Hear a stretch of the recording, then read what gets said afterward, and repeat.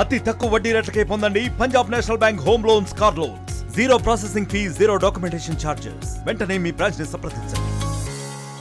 2-3 రోజుల కిందట మాధ్యమాల్లో ఎమ్మెల్యే రాకేష్ రెడ్డి గారు వినయ్ రెడ్డి, జీవన్ రెడ్డి మాట్లాడిన సంభాషణ 9 నిమిషాలు ఉంది, ఆ పేపర్ లీకేజ్ బయట పెడతా అంటున్నాడు.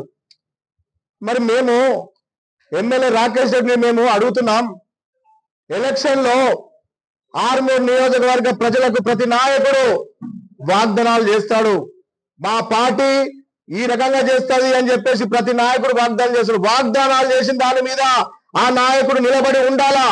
రాకేష్ రెడ్డి గారు మీరు ఏం చేశారు? గ్రామాల్లో ఒక్కొక్క గ్రామంలో 10 ఇళ్లు కడతానన్నారు. ఆ వాగ్దానాన్ని ప్రజలు బయట పెడితే నీకు మతి భ్రమించి మతి స్థిమితం కోల్పోయి నువ్వు మళ్ళా ఏదో వేషం వేసి 9 నిమిషాల నా దగ్గర ఆడియో క్లిప్ ఉంది, 9 నిమిషాలు వాళ్ళు మాట్లాడారు. ఏం మాట్లాడతారు నేను అడుగుతున్నా.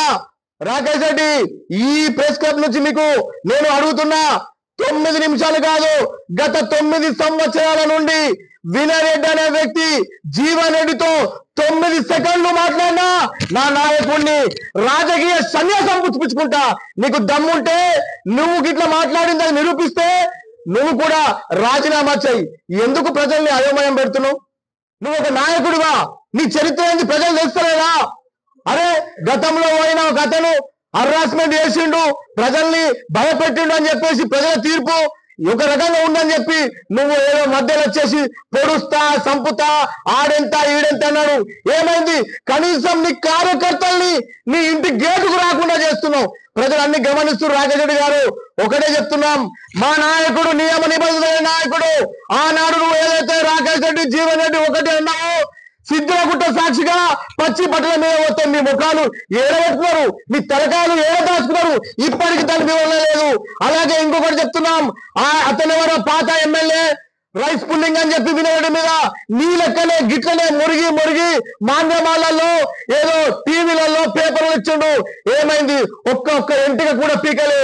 మా నాయకుడు మా వినయ్ రెడ్డి వజ్రం, కోహినూరు వజ్రం, ఇప్పటి వరకు ఆయన పైన ఒక కేసు లేదు.